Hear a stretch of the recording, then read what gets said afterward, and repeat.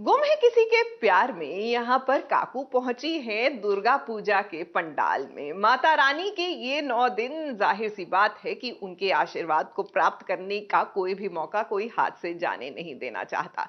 लेकिन इन्होंने जो अपनी बहू के साथ हरकत की है, यानी कि उसको सम्मान तक नहीं दे रही, तो जब बहू को सम्मान नहीं देंगी तो माता रानी कैसे इंप्रेस होंगी।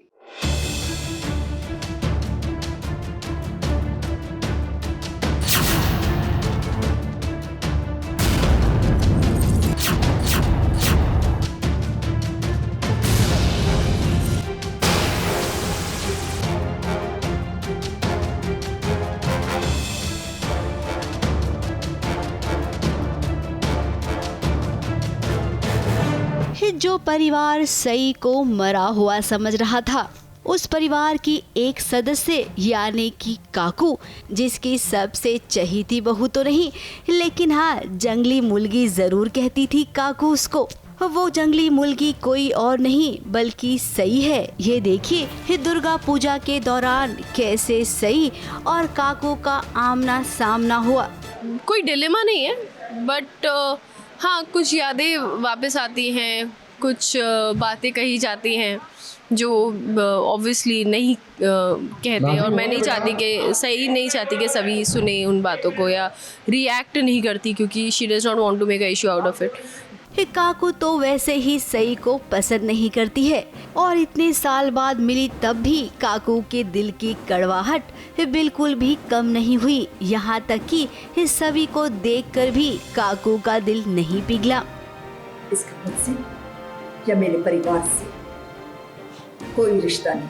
अभी पहली बार आज ये जागराता के टाइम मेरा और उसका कॉन्फ्रंटेशन हो जाता है और मुझे उस पर गुस्सा है क्योंकि कोई एक्सप्लेनेशन नहीं है कि वो क्यों गायब थी इतने सालों से, तो इसलिए मुझे उस पर गुस्सा है। तो ये भवानी नागेश चौहान का गुस्सा होता ही है, जो अगर कोई ऐसे हमारे परिवार पे कोई आँच आने वाली बात हो जाए तो। अब काकू तो हमेशा ही नाराज रहती हैं सई से, लेकिन शिवानी बुआ ने भी बिल्कुल भी रिस्पांस नहीं दिया सई को, और करिश्मा से तो कोई उम्मीद ही नहीं कर सकते हैं। कुल मिलाकर सई को ये समझ आ गया कि ये परिवार अब उसका परिवार नहीं है।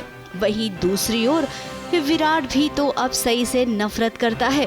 पाखी को अब उसने अपनी पत्नी का दर्जा दे दिया है। पाखी बहुत समझाती है कि प्लीज़ ट्राई टू अंडरस्टैंड, एक बाप के नज़रिए से देखो तो आपको समझ आएगी वो चीज़। उसके बाद वो कन्विंस होता है, फिर वापस सही को लेकर आता है, फिर वो ट्रीटमेंट स्टार्ट करती है। और जब वो देखता है कि हाँ एक्चुअली विनायक सही के इलाज से ही ठीक हो रहा है, तो उसको रियलाइजेशन होता है कि नहीं, यू वर राइट, तुम सही कह रही थी, मैं गलत था। खैर अब पाखी ने विराट को मना लिया है विनायक का इलाज करने के लिए। अब जब ये सब एक साथ बार बार टकराएंगे तब भी क्या हम यही कहेंगे कि रिश्ते गुम हो गए हैं।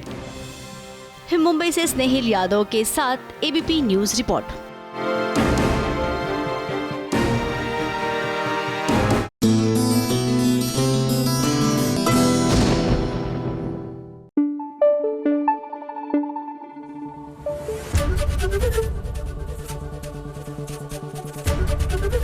एबीपी न्यूज आपको रखे आगे।